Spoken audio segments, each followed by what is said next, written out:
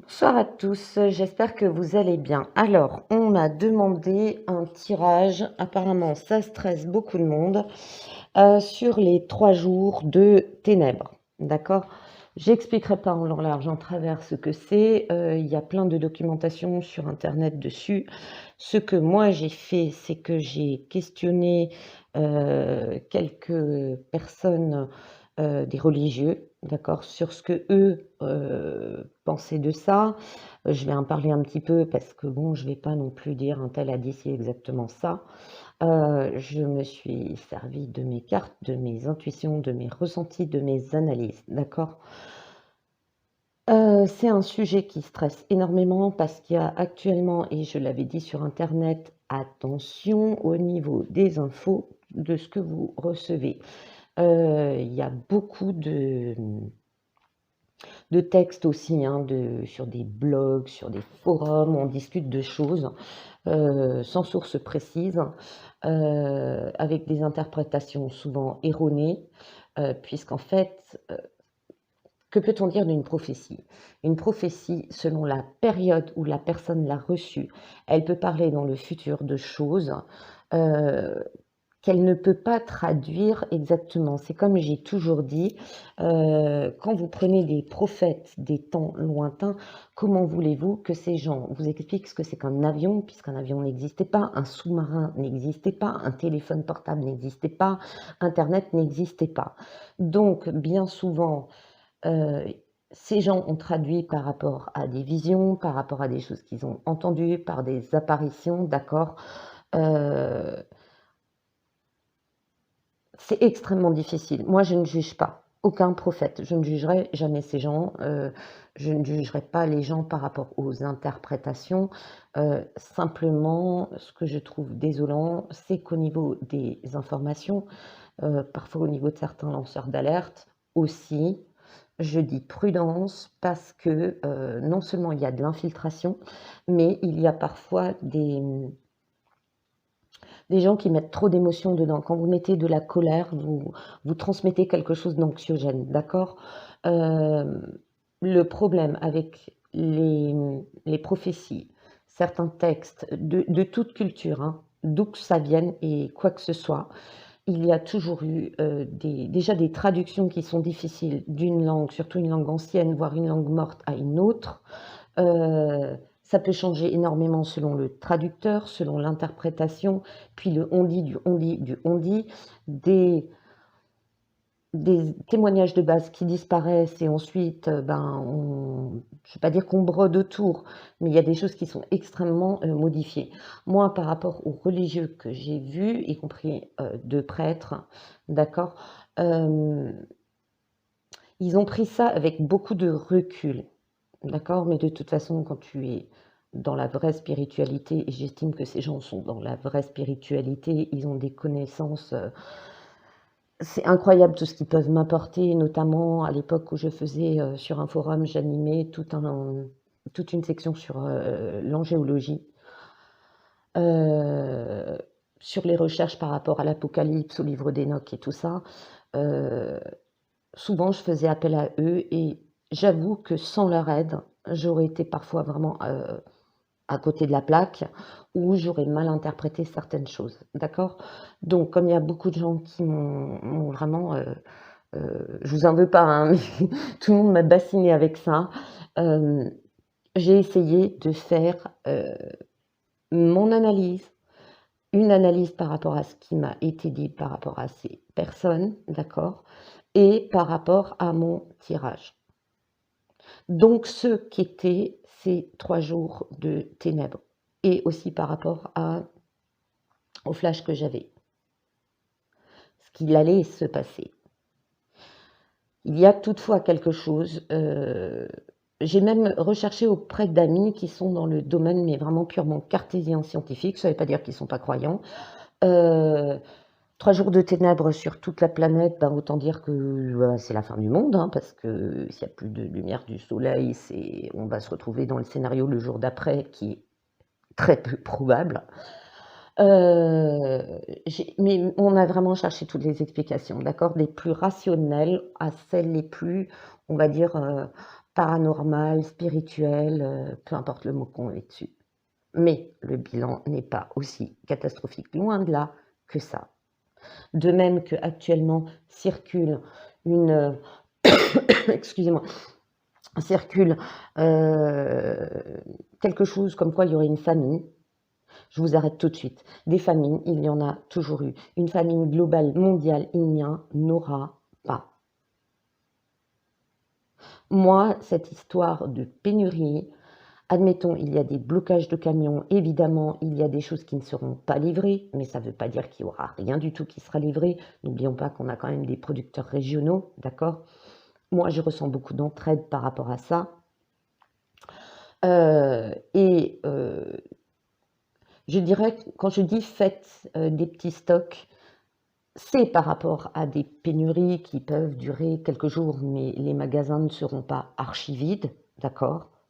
Parce que moi, ce que je ressens, c'est qu'il y a des gens qui sont capables d'aller prendre leur camionnette, leur voiture, chercher des choses pour les voisins, pour une commune, voilà, il y aura toujours un système D, d'accord? Mais les gens, et de toute façon, les camionneurs ne sont pas non plus des enfoirés, les transporteurs, faut arrêter, c'est pas non plus des enfoirés, ils vont pas bloquer tout le pays et laisser crever tout le monde de faim, y compris leurs amis et leurs familles. Il y aura des choses de faites, mais pas de manière aussi catastrophique, n'en déplaise à certains. Parce que c'est vrai que ça, c'est un truc qui a tendance un petit peu à m'agacer, ce oh là là, oh là là, oh là là, et les 3 jours, c'est pareil, d'accord? Bon, on va passer à l'interprétation et j'ajouterai mes propres analyses, les commentaires et ce que j'ai reçu comme information par rapport à ça. Voilà. Alors, ça va être dans une période d'épidémie de maladie. Nous sommes dedans, nous avons déjà été dedans. N'oubliez pas toutes les grippes, la H1N1, des épidémies de grippe, comme on oublie vite. Là en ce moment, on est qu'au circus, mais il y a eu la grippe de Hong Kong, la grippe de Shanghai qui était assez costaud. Hong Kong a quand même fait des dégâts. La grippe espagnole, alors celle-là, elle valait le détour. C'était quand même pas la peste noire, d'accord?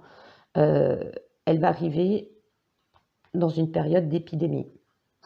On y est. Une période de manifestation, de contestation. On y est un peu partout sur la planète, hein. Il ne s'agit pas que de regarder ce qui se passe actuellement dans notre pays, il y en a partout. D'accord? Et dans certains pays, c'est très très bien caché, encore plus que chez nous. D'ailleurs, les médias mainstream et l'élite ont tendance à bien planquer, à bien bloquer les informations d'un pays à un autre. C'est une période où l'humain se sentira dans une solitude totale. Moi, ça me dit aussi une coupure avec le spirituel, une coupure avec le divin. On y est. Et solitude, ça peut être aussi la période de CON finement, d'accord? Il y a un problème avec des richesses. Des richesses, quand on voit les 1% et les 99%, voilà, il y a des scandales aussi qui sortent actuellement, hein. N'oubliez pas, récemment, on a parlé des revenus d'un ancien journaliste qui gagnait des sommes faramineuses, et il n'est pas le seul, hein. Quand on apprendra toute la vérité, on sera vraiment choqué. Ne serait-ce aussi, moi j'ai rien contre les footballeurs, mais un petit peu abusé, quoi. Voilà.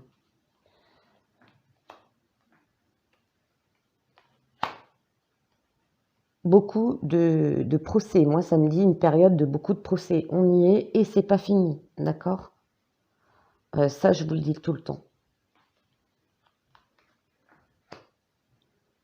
Une période où il y a du complot, où on bloque le divin. Donc une période où il y a beaucoup de complots, mais où aussi il y a le divin qui intervient. Il y a déjà des choses, des informations qui circulent, pas sur des apparitions, enfin il y en a, il y a des choses, on va dire, divines, spirituelles, un peu partout dans le monde. Il y a aussi des miracles, mais on a tendance à les cacher, d'accord? Et souvent le divin intervient dans certains complots.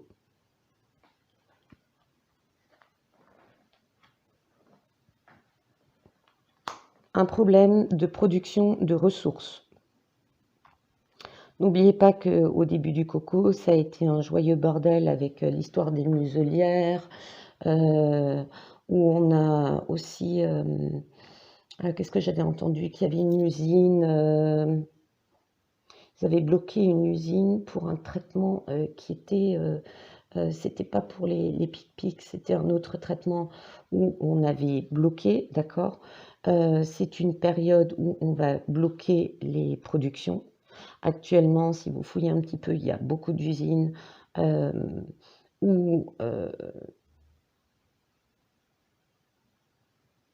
on va déplacer des gens d'une usine à une autre, couper des productions, changer des productions. Il y a des ruptures de stock aussi, notamment dans l'artisanat. Il y a beaucoup de retard, tout ça lié au Coco Circus, d'accord? Complot par rapport à beaucoup de choses, hein.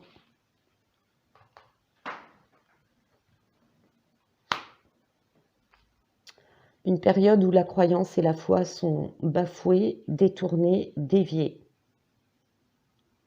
Et ça aussi, on va apprendre beaucoup de choses. Ça me dit aussi des révélations. On va trouver des choses au niveau archéologique qui vont aussi, comment dire, apporter des informations supplémentaires sur des événements anciens dans plusieurs religions. Ça me parle notamment de textes au niveau du bouddhisme,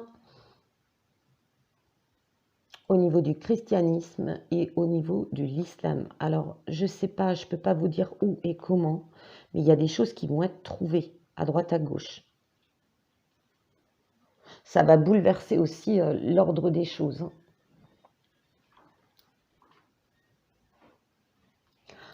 Ensuite, intervention de la technologie. Alors, n'oubliez pas qu'il y a déjà eu le blackout de Facebook et compagnie. J'ai déjà fait une vidéo dessus. La technologie va manipuler beaucoup de choses, d'accord? On peut faire beaucoup de choses avec la technologie et l'informatique vu que tout est informatisé.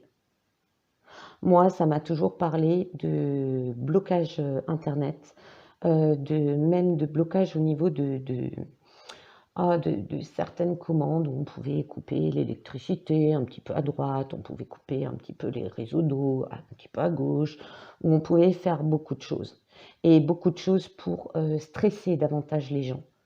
Une coupure intempestive avec l'hiver qui approche, d'énergie, si vous n'avez pas de bougie, si vous n'avez pas au moins un petit réchaud, d'accord, qui ne marche pas à l'électricité.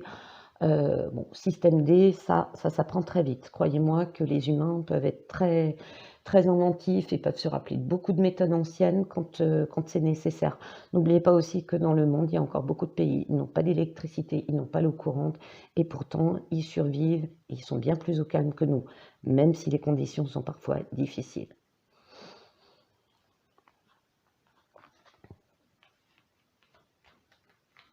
Une période où d'un côté, on va demander le retour au calme, on va demander la paix, on va invoquer la protection divine.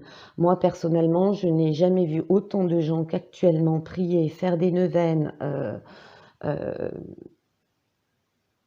exprimer leur foi, même au travers de simples commentaires où les gens parlent de Dieu, parlent de Jésus, parlent d'Allah, parlent de, de choses spirituelles, où ils se dévoilent et où souvent ils ont des citations en disant qu'il en soit ainsi, si Dieu le veut, Inch'Allah.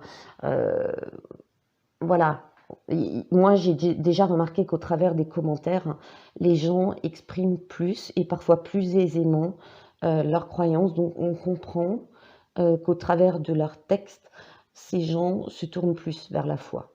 Après, je donnerai d'autres explications que j'ai eues au travers de discussions. Quelque chose va sanctionner. Mais moi, ça me dit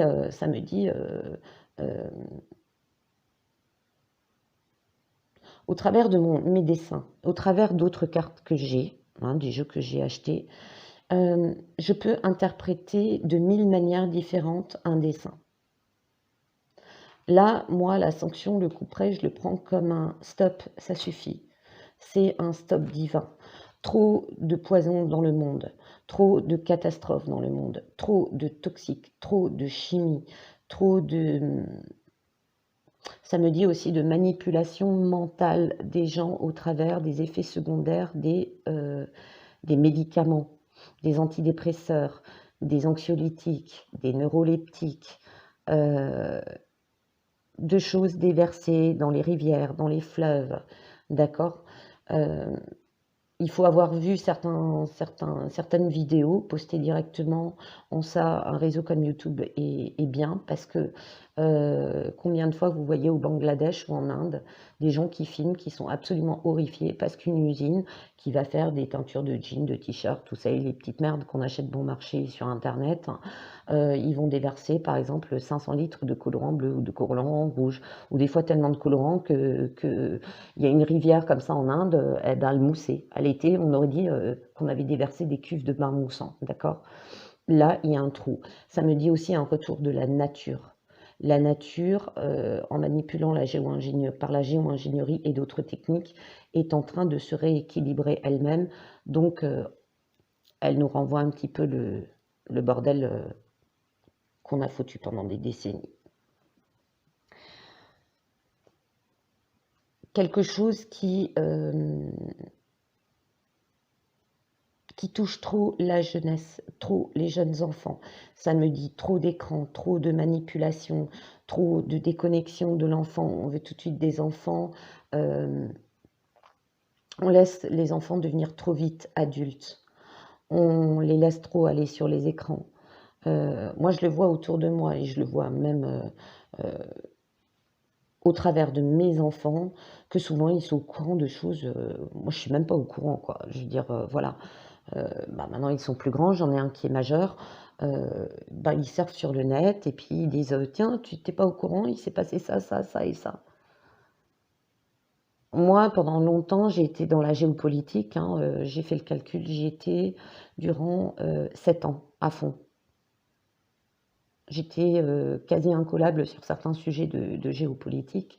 J'y suis beaucoup moins parce que franchement, ce qui s'y passe, ça me gonfle parce que tout n'est que manipulation. Euh, mais j'estime que mes enfants ont de l'information encore 2 fois plus vite que moi. Ça me dit aussi qu'on fait trop de mal aux enfants, d'accord. Ne serait-ce, moi, ça me parle du scandale, bon, qui est toujours d'actualité, mais moins qu'à une époque, moins virulent qu'à une époque. L'enfant hyperactif, on va le traiter à la Ritaline, d'accord. J'ai une amie qui est pharmacienne qui me dit, est-ce que tu te rends compte que des gamins de 14 ans, on leur prescrit des antidépresseurs, sachant que n'importe quel antidépresseur, à long terme, ou pris trop longtemps, trop jeune, a des effets secondaires. Ça fait plus de 20 ans qu'elle est pharmacienne, elle sait un petit peu de quoi elle parle. Elle dit, c'est scandaleux que des parents donnent tout le temps des antidouleurs, des machins, voire des calmants aux enfants. Tout ça, c'est un monde de ténèbres, d'accord. C'est un monde de ténèbres, on est en plein dedans.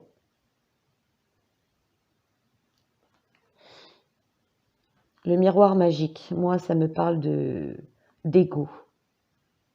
Miroir, mon beau miroir, suis-je le plus beau du royaume? Trop d'ego.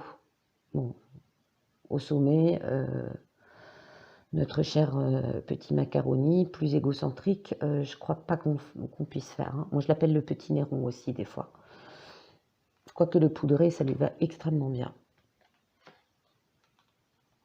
Archange de Vénus, pour moi, ça me dit l'archange de Anaël, l'archange du vendredi, euh, l'archange de l'amour, l'archange des sentiments, l'archange de l'amitié. Les gens regrettent que les amitiés maintenant sont plus qu'en pixels, euh, virtuelles et non réelles. Les gens ne se voient plus. Bon, après, personne n'a été responsable de l'emprisonnement qui nous a empêchés tous de nous voir, mais ça devient une tendance, on a presque pris l'habitude. Bien qu'on en souffre, on prend l'habitude. Et c'est un cercle vicieux, parce qu'on est emprisonné, on ne voit plus les autres, on n'a plus de lien ni de contact social, et on nous a assez bassinés avec ça. C'est de séparer les gens, d'accord. C'est l'inverse de l'union, de l'unité, de la solidarité, de l'amitié. Beaucoup de gens regrettent ça, mais à force de s'être habitués à cet emprisonnement, entre guillemets, vous voyez de quel mot je parle, ils en ont fait une habitude même s'ils en souffrent. Et ils n'arrivent plus à aller vers les autres. Certains n'arrivent même plus à communiquer. Les pensées négatives. Les gens qui marronnent tout le temps dans le dark. Et actuellement, et moi je l'avais remarqué, je ne suis pas la seule à avoir remarqué qu'actuellement, les films qu'on nous passe, ce ne sont que des thrillers, ce sont que des films post-apocalyptiques, des zombies, des vampires, des choses ésotériques, mais pas les bonnes. Il n'y a rien de positif. Et tout ça, ça développe, ça permet de développer l'apparition de larves du bas astral. Beaucoup trop de gens qui pratiquent de la magie noire. Je crois que si on savait tout, je ne fais pas une fixette dessus, mais ça ressort de plus en plus dans les cartes que j'ai, de nombreux médiums. Et quand on voit tous les mages et sorciers qui pullulent partout, font leur pub, proposent le retour de l'être aimé, de patati, de patata. Je suis désolée, on brise l'ordre des choses. Et ça s'apparente à de la magie dite noire. Ok. La magicienne. Alors il y a aussi une polémique sur un écrit qui dit « Tu ne laisseras pas vivre la magicienne ». Il faut remonter un petit peu dans l'histoire où, je vais prendre l'exemple de la Syrie. Il y a aussi la période babylonienne. La Syrie a été quand même, du point de vue des rites, de ce qu'on qualifierait de sorcellerie maintenant, de nos jours, de magie noire, de sacrifice, c'était un peu une époque sans foi ni loi. Tu convoitais, t'étais un gars, tu convoitais ta voisine, bah tu te servais, quoi. Tu vois, tu voulais quelque chose, ben, tu n'avais pas envie de le payer, tu ne le payais pas, tu te servais. C'était un peu une période, bon, pas toutes dans la série, Dieu merci, mais il y a eu quand même des périodes sans foi ni loi. Donc non, il ne faut pas tuer toutes les gentilles sorcières ou toutes les gentilles magiciennes ou toutes les gentilles personnes, d'accord, mais quand on sombre trop dans le pouvoir par l'ésotérisme, dans le pouvoir par des croyances d'entités qui sont négatives, à mon sens, je précise, à un moment donné, tu commences à développer des énergies qui sont extrêmement sombres et qui comme dit, polluent, d'accord? Le bâton. Alors, moi, ça me fait penser à Moïse et son bâton. Chacun interprète comme il veut. Ça me fait penser à Moïse et son bâton. Ça me fait penser à la période des sages, à la période celte. Ça me fait penser aux vieux sages. J'ai l'image du vieux sage en Asie qui a du mal à se déplacer, qui vit un petit peu en ermite, en solitaire et qui marche avec son bâton, qui lui sert en même temps à se défendre. Non, je ne vous la fais pas la Karate Kid, ne vous inquiétez pas. Mais c'est aussi le coup de bâton, le coup de semence, d'accord? Avec l'éclair qui vient du haut. La justice divine. Les pouvoirs.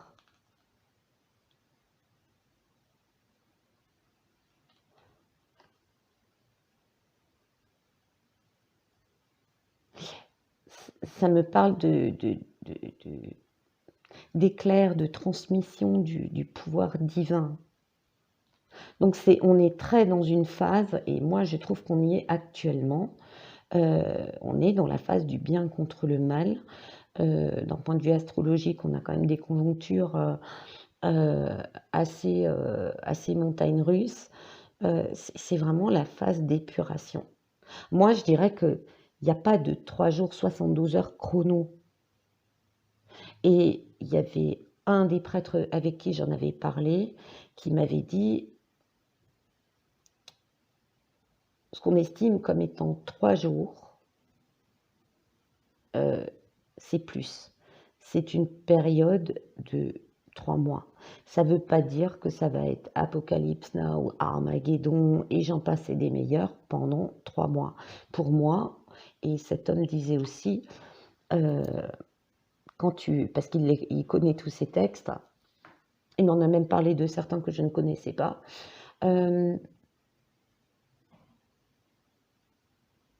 Lui, il pense comme moi, 3 semaines, 3 mois. On peut même, au niveau de l'Apocalypse, qu'on estime à 3 ans et demi, 3 ans. Mais 3 ans, pour moi, c'est... Alors, je dis bien pour moi. Pour moi, 3 ans, c'est la période globale de l'Apocalypse, d'accord? Mais pour moi, la période de ténèbres, et je vous expliquerai mieux après, la période de ténèbres, pour moi, c'est vraiment mouvementé ces 3 semaines, mais ça ne sera pas comme c'est décrit dans les textes. Ça va être par à-coup. Je vous expliquerai plus en détail après. L'étoile à 5 branches. L'étoile à 5 branches, alors c'est la représentation de l'homme, les 5 éléments, donc l'air, l'eau, la terre, le feu, la quintessence. C'est aussi l'étoile, il me semble, l'étoile chez les francs-maçons, d'accord?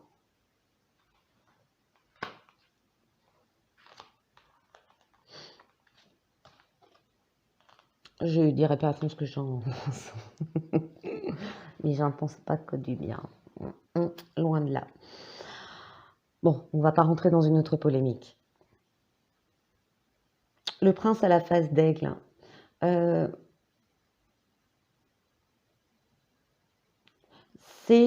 Pour moi, alors ça représente, parce que je ne fais jamais ou extrêmement rarement, j'utilise les livres que j'ai sur les cartes. Là, c'est l'Oracle des Mages, c'est une très vieille édition. C'est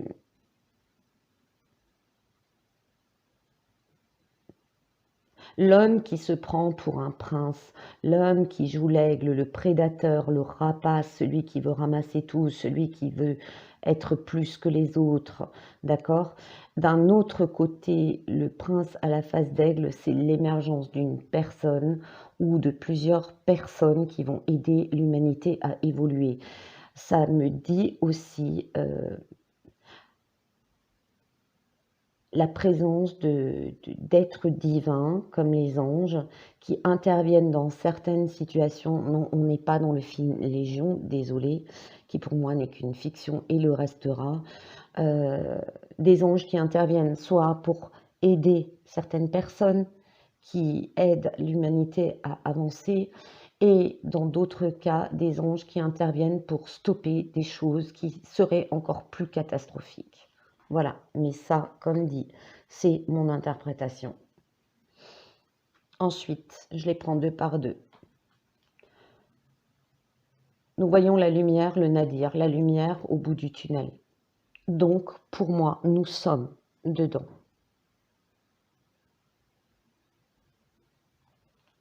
La porte, quelque chose qui s'en va, le mal qui s'en va, le mal absolu. Comme disait un ami, l'humanité devra boire la coupe jusqu'à la lie. Des gens qui devront faire pénitence face aux mensonges, car il y a beaucoup trop de mensonges, d'accord? C'est aussi la pénitence de l'homme de l'humain, pardon, à titre individuel face aux mensonges qu'il a émis, qu'il a acceptés, et des gros mensonges qu'il a refusé globalement dans une société de voir. On s'est caché la face. C'est son propre mea culpa qui est important. Alors moi, j'ai fait une autre association qui est intéressante aussi. pénitence, malheur, se lamenter. Il y en a marre, on un peu plus, ce monde est trop horrible, d'accord? On est en plein dedans.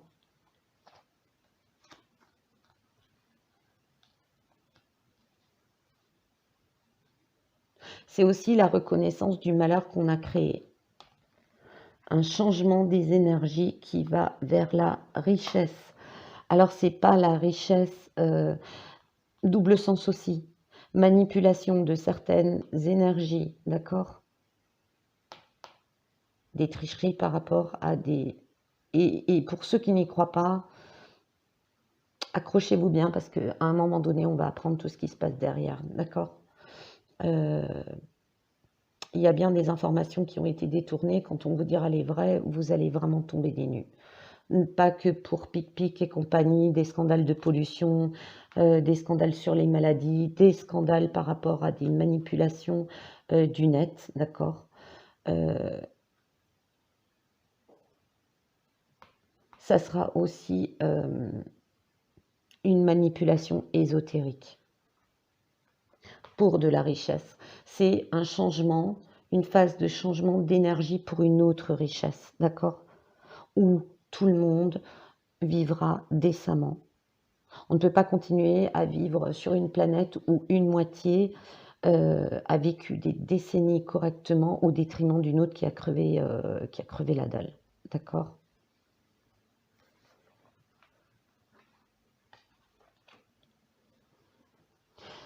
J'ai demandé par rapport, alors là c'est, alors il y en a certains qui, qui vont dire je le savais, j'en étais sûre. C'est à vous aussi, hein, vous pouvez aussi interpréter comme je dis toujours, parce que partageons, discutons, débattons en nous respectant, d'accord? C'est une phase aussi, j'ai vraiment souri, hein. J'ai vraiment souri parce que là, j'ai mon petit ange qui m'accompagne, qui me protège en aventurine, d'accord? Bon, le problème, c'est que mon tissu, il est un petit peu, c'est du velours, donc il tient pas avec son petit socle, il tient pas droit, donc je le laisse coucher, mais il est là pour me protéger, je le sais. C'est une phase où le divin, les anges, libèrent l'homme de son propre emprisonnement, de son propre esclavage. D'accord? L'ère des ténèbres est en train de se terminer. L'illusion est en train de tomber. Les masques sont en train de tomber. Les vérités sont révélées. Alors, dans les discussions que j'avais eues par rapport à ça, par rapport déjà aux personnes très cartésiennes, très dans la science, ils acceptent volontiers que pour éviter,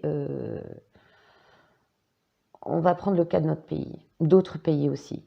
Nous sommes arrivés à un stade où on a tellement abusé au travers du coco, au travers de l'emprisonnement, au travers de taxes, au travers d'interdictions de ci, et vous n'avez pas le droit de ça, et d'injustice, et j'en passe, et des meilleurs, je ne vais pas toutes vous les énumérer, d'accord, que les dirigeants qui sont du côté de l'élite, qui sont des pantins, ils le découvriront bientôt, certains sont déjà en train de réaliser, ils sont prêts à provoquer le chaos. N'oubliez pas que la devise de l'élite, c'est ordo ab chaos, c'est-à-dire créer le chaos pour qu'ensuite les gens demandent de l'ordre, mais leur ordre, d'accord? C'est-à-dire une hyper-surveillance, une hyper-répression. Je suis loin d'être la seule à le dire, d'accord? Ils sont capables, oui, de créer des coupures, ce qui va créer des paniques. Vous vous retrouvez en hiver, ne serait-ce que 2 ou 3 jours, si vous vous chauffez à l'électrique, vous vous retrouvez sans chauffage, vous vous retrouvez avec plein de choses qui sont reliées à l'électricité qui ne fonctionnent pas. Donc vos plaques à induction ne fonctionnent pas, votre four ne fonctionne pas. Vous allez commencer à bidouiller, quitte à chauffer avec un chauffe-plat improvisé, avec des bougies pour essayer de chauffer un semblant de repas. Ça crée de la colère, du stress, de l'angoisse, d'accord? Coupure internet, l'info ne circule plus puisqu'on a bien supprimé le journal papier, énormément par rapport à il y a quelques décennies, d'accord? Vous êtes coupé des informations.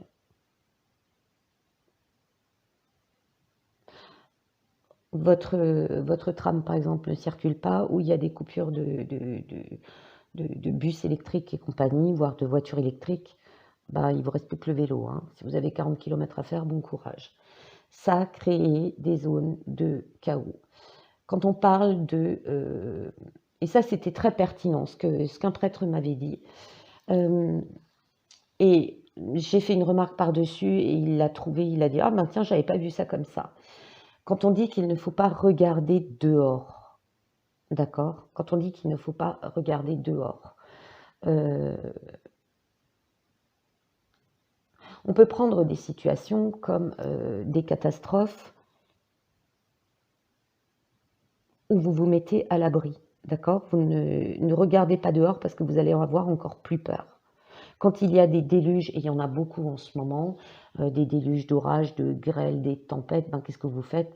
Vous ne regardez pas dehors, vous fermez les volets, vous protégez votre maison. Aux Canaries, des gens ont été évacués, des gens, pour éviter les cendres volcaniques qui tombaient et qui vous étouffent, qui encrassent vos poumons, qui, pour certaines, bon, quand il y a des cendres incandescentes qui tombent proche de l'éruption et des coulées de lave, en général, vous vous enfermez pas chez vous, vous évacuez. Il y a eu des incendies, il y a eu plein de catastrophes où la catastrophe de Lubrizol, les gens n'avaient pas le droit de sortir, d'accord? Parce que c'était dangereux, l'air était vicié. Prenez le tout. Revenez en arrière et prenez les temps actuels, tout ce qui s'est produit en 3 ans, où des gens, outre l'emprisonnement, ont dû rester chez eux. Les inondations, où vous étiez évacué, ou ce qui vous restait à faire, c'était de monter d'un étage. Vous étiez au rez-de-chaussée, vous montiez d'un étage, parce que sinon vous risquiez au pire la noyade. Des hydrocutions aussi, d'accord? Et des démons à l'extérieur. Les gens, quand ils pètent les plombs, souvenez-vous, aux États-Unis, quand il y avait eu les émeutes dans la ville, maintenant j'ai oublié le nom, où il y avait des gens, ils jetaient des cocktails Molotov, ils se tiraient dessus, ils fracassaient les bagnoles. Bah, excusez-moi, mais les gars, certains, on les voit en train de tout casser, on a l'impression de voir des démons. Moi, j'étais là-bas, je ne sortais pas de chez moi, hein, je peux vous le dire, hein. Au risque de me prendre un pavé, un cocktail Molotov ou d'avoir un fou qui me tire dessus, je ne sortais pas. D'accord? Quand il y a même à Paris, quand il y avait les GG et qu'il y avait des quartiers où ça pétait, ça tournait au vinaigre avec les Black Blocs et compagnie, bah, il y avait des gens, ils osaient même plus filmer, où ils montaient en haut des immeubles, à l'abri, et ils filmaient avec leur portable, mais ils sortaient pas de chez eux. Vous voyez? Donc, pour de nombreuses personnes, on ne peut pas dire que ça va être 3 jours où il ne faudra pas du tout sortir. Nous, on a analysé, et quand même 2 prêtres avec moi, et c'est loin d'être des imbéciles, c'est loin d'être des ignorants, ils prennent pas, ils me disent toujours, ils m'ont toujours dit, depuis toujours, même à l'époque où on s'amusait avec des amis sur un forum à entre guillemets, décrypter l'Apocalypse, ces prêtres nous ont beaucoup aidés. Il y avait aussi 2 amis qui étaient musulmans, qui connaissaient un imam, qui se sont amusés à lire l'Apocalypse, et on a tous interprété ensemble. En ayant, ce qui était bien, c'est qu'on avait différents âges, différents avis. Il y avait des religieux, il y avait des gens qui étaient plus scientifiques cartésiens. Il y avait même une jeune journaliste qui était devenue ensuite un peu lent. Elle faisait de l'alter info. On avait différents avis pour avoir différents points de vue, différentes interprétations, d'accord? Méfiez-vous des écrits, parce que 3 jours de ténèbres absolues qui toucheraient toute la planète, c'est impossible. d'accord? On sait qu'il y a eu des tempêtes et ça n'a pas duré 3 jours, où il y a eu de l'obscurité pendant quelques heures. Moi, j'ai un ami, je me souviens quand il y avait eu cette fameuse tempête en Bretagne, il a filmé l'arrivée de la tempête parce qu'il habite près de la mer. Tu voyais le ciel, c'était la fin du monde, d'accord? Et actuellement, il y a beaucoup si vous allez sur Storm Center, il y a des gens qui filment des tempêtes, c'est les ténèbres qui vous arrivent droit dessus. Il y a eu récemment, en Turquie, un homme qui a filmé du haut de son immeuble, il habitait, je pense, au dernier étage. Il y avait eu cette fameuse, histoire, un orage, et c'est vrai que c'est impressionnant. C'est pas un trucage parce que ça a été filmé de différents angles, enfin je crois de 2 ou 3 caméras qui ont filmé ce truc. On voit littéralement un visage menaçant se former dans les nuages. On voit aussi le nuage lors de la chute des jumelles. Vous voyez ce que je veux dire? À NYC, à un moment donné, le visage forme un diable, d'accord? C'est des choses que, quand vous avez des visions comme ça, que vous les expliquez, et je respecte totalement les gens qui donnent des prophéties, qui donnent des messages qui leur ont été transmis par le divin. Le problème, c'est comment voient les gens et à quelle période elles le voient, comment ça se passe, comment c'est traduit. Il y a tellement de facteurs qu'on ne peut prendre, et ça c'est un prêtre qui m'a dit, si tu prends l'Apocalypse au pied de la lettre comme ça, mais oublie, tu n'y arriveras pas, ça va être l'horreur, ça va être le cauchemar dans ta tête. Or, quand on y réfléchit, ça fait déjà un petit bout de temps que ce qui est écrit dans certaines prophéties, dans dans l'Apocalypse, puisque moi ça m'a vraiment intriguée pendant un sacré bout de temps, mais on est dedans, on est dedans.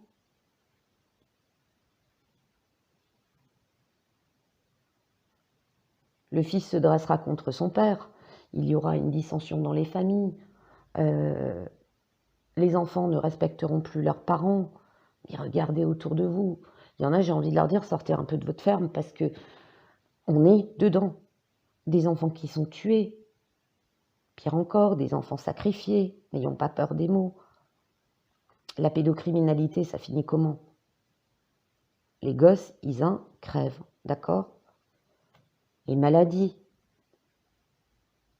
Certains animaux seront épargnés, d'accord? Quand il y a des épidémies de grippe aviaire, de machin, pourquoi certains élevages, bon après il y a aussi une histoire de subvention, certains ça les arrange bien, alors pas tous, hein, je ne vais pas accuser les gens mais il y en a, ça les arrange bien d'avoir un cheptel et de toucher des indemnités.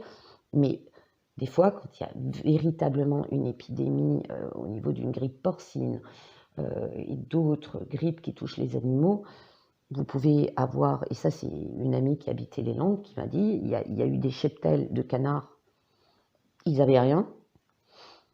15 km plus loin, ils étaient tous, les pauvres, ils ont dû les achever parce qu'ils étaient tous malades, d'accord? Voilà. Vous pouvez interpréter ces 3 jours de manière... il y a plein de manières de les interpréter, mais les prendre à la lettre. Il y a même un pasteur à qui j'en ai parlé qui me l'a dit, il a dit tu prends les prophéties au pied de la lettre, tu arrêtes tout de suite. Moi j'avais interprété aussi cette histoire de ne pas regarder dehors, de fermer les volets, de ne pas sortir. Ce que ça m'a dit à ce moment-là, quand vous regardez dehors, je ne vais pas noircir le tableau, mais quand vous regardez dehors, quand vous habitez dans une ville où il y a des conflits, vous regardez dehors, vous regardez, mieux encore, mais ça vient pas de moi, c'était quelqu'un d'autre qui l'avait interprété sur le net avec qui on partageait, sur un forum. Regarder dehors, c'est regarder une fenêtre, c'est regarder un écran de télé, c'est regarder un écran d'ordinateur. Et vous voyez, vous voyez, en ce moment, je suis désolée, on ne parle que de meurtres, d'enlèvements, de disparitions, de catastrophes, il y a que ça, il y a que ça. Autrefois, quand moi j'étais petite, dans les informations, moi je me rappellerai toute ma vie, je vous en ai déjà parlé, de cette histoire du rhinocéros qui avait sauvé une gazelle blessée par un crocodile. Mais maintenant, vous passez ça, mais BF Merdique Télé, mais qu'est-ce qu'ils s'en foutent? C'est pas assez dark, c'est pas assez vendeur. Non, non, il faut bien stresser les gens. Alors, si vous portez pas le masque, vous avez 135 € d'amende. Maintenant, vous n'allez pas faire une piqûre, vous avez 1500 € d'amende, et patati, patata. Non mais oh, stop. Fermez les volets, fermez les fenêtres, hein. Coupez les écrans surtout. Voilà. Donc non, de mon avis, c'est pas 3 jours, genre mode Légion, comme le film Légion. De l'avis de ces prêtres et de ces religieux non plus. De l'avis des gens purement cartésiens et scientifiques, ils ont dit si on en arrive à 3 jours de nuit, c'est que là il y a méga catastrophe, tous les volcans se mettent en route, et puis il y a d'autres catastrophes, des trucs qui pètent de partout, et là on est tous morts, mais il nous faudra pas 3 jours pour mourir, d'accord? Voilà. Donc on est déjà dans un bordel sans nom.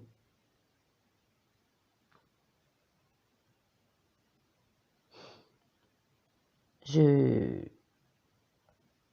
pense qu'on est dedans. Et je pense que même si on n'est pas là directement dedans, on va pas tarder à rentrer dedans, quoi. Mais ça sera pas 3 jours où il faudra, voilà. Parce que vous prenez les événements comme je vous les ai cités au préalable, bah, Lubrizol, fallait pas sortir. Ah, Tchernobyl à l'époque non plus. Enfin, avant que le nuage radioactif décide de récupérer son passeport et de passer quand même en France, d'accord? Oui, je fais du sarcasme, mais je pourrais faire du sarcasme pour plein de choses comme beaucoup d'autres personnes. Donc, je crois qu'il faut arrêter de stresser avec les 3 days, d'accord? Les dark 3 days, il faut arrêter avec les délires. Je pense que certains tapent vraiment dans du gros délire. Et je trouve ça extrêmement malsain parce qu'il ne faut pas oublier qu'il y a des gens qui sont déjà dans une ténèbre, une mer de noir, hein, que c'est pas la peine d'en rajouter.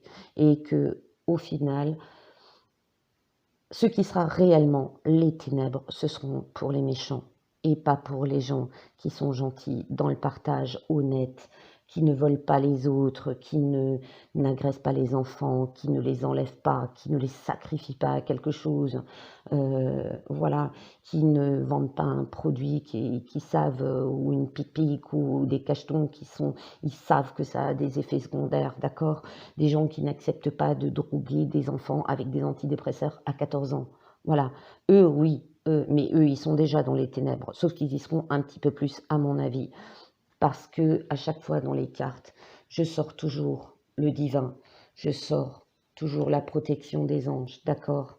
Je sors toujours, et de plus en plus, et je ne suis pas la seule. Regardez les vidéos des autres médiums, des autres voyants dignes de ce nom. On ressort toujours la justice, la vérité, le divin, les anges, la lumière. D'accord? Ça ne peut qu'aller mieux. Par contre, oui, comme dit mon ami, certains doivent boire la coupe jusqu'à la lie, et ce qu'on qualifierait d'endormis. Il y a aussi des gens qui renient tout ça parce qu'ils ont peur, et on ne peut pas leur en vouloir.